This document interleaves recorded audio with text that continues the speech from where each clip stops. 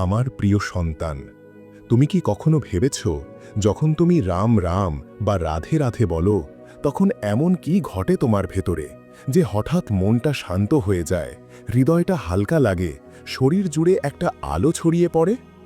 না, এটা কোনো কল্পনা নয়, এটা জীববিজ্ঞানের সূক্ষ্ম সত্য। আজ আমি তোমায় বলবো, নাম জপ শুধু ভক্তি নয়, এটা এক সায়েন্টিফিক মেডিটেশন থেরাপি, যার প্রমাণ প্রাচীন ঋষি থেকে আধুনিক গবেষক সবাই দিয়েছেন। প্রথমত, নাম জপ ও শরীরের প্রতিক্রিয়া। যখন তুমি ঈশ্বরের নাম জপ করো, যেমন ওম নমো নারায়ণায় বা হরে কৃষ্ণ হরে রাম, তোমার নিঃশ্বাস ধীরে হয়, হার্টবিট কোমল হয়। বিজ্ঞান বলে এই সময় ভ্যাগাস নার্ভ সক্রিয় হয়, যা শরীরের স্ট্রেস হরমোন কর্টিসল কমিয়ে দেয়। প্রতিটি মন্ত্রের উচ্চারণে এমন এক কম্পন সৃষ্টি হয় যা লিম্বিক সিস্টেমে, অর্থাৎ মনের আবেগ নিয়ন্ত্রণ কেন্দ্রে ভারসাম্য আনে। তাই নাম জপের পর তোমার মুড ভালো হয়, উদ্বেগ কমে যায়, মন একাগ্র হয়। গবেষণায় দেখা গেছে, যখন কেউ মন্ত্র জপ করে তার মস্তিষ্কে আলফা ওয়েভস বাড়ে, যা গভীর ধ্যানের সময়ও থাকে। মানে তুমি একসঙ্গে শান্ত আর সচেতনও থাকো, এটাই আসল ব্লিস স্টেট। দ্বিতীয়ত, নাম জপ ও হৃদয়ের সঙ্গতি। সন্তান, যখন তুমি নাম জপ করো, শুধু মন নয়, তোমার হৃদয়ও ঈশ্বরের তাল মিলিয়ে ধরফর করতে থাকে। চিকিৎসা বিজ্ঞান বলে মন্ত্র জপ করলে হার্ট রেট ও নিঃশ্বাস এক ছন্দে চলতে শুরু করে। এটাকেই বলে হার্ট ব্রেন কোহিরেন্স, যখন মন ও শরীর এক সুরে মিশে যায়। এই অবস্থায় মানুষ অনুভব করে, আমি আলাদা নই, আমি তারই অংশ। প্রকৃতি ও পরমাত্মার সঙ্গে এই ঐক্যই হল যোগ, যাকে গীতা বলে যোগঃ কর্মসু কৌশলম, অর্থাৎ কর্মে ও চেতনায় এক সুরে থাকা।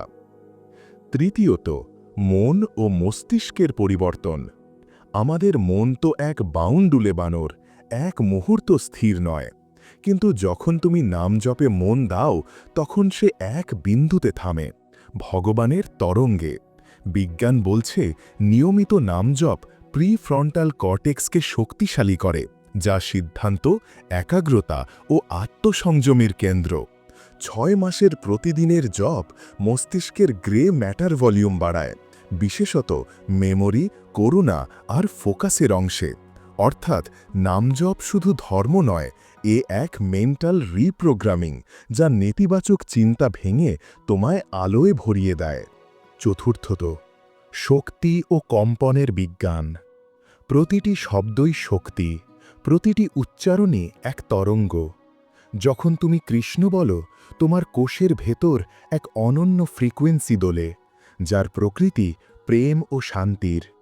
এই অবস্থায় শরীর থেকে ক্ষীণ বায়োফটন লাইট বেরোয়, একটা উজ্জ্বল দীপ্তি যা ভক্তদের মুখে দেখা যায়।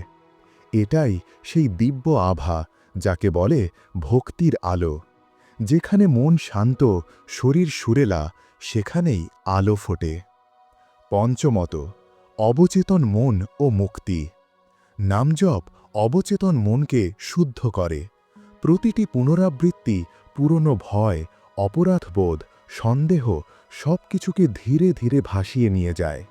নিউরোসায়েন্স বলে চ্যান্টিং নিউরোপ্লাস্টিসিটি তৈরি করে, অর্থাৎ মস্তিষ্কে নতুন ইতিবাচক পথ খুলে দেয়।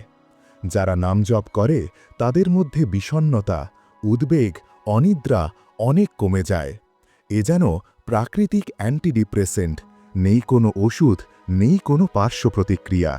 ষষ্ঠত, আধ্যাত্ম ও বিজ্ঞানের মিলন।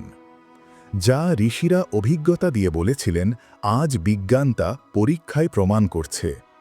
ঋষিরা বলেছেন, কলিযুগে নামই একমাত্র আশ্রয়।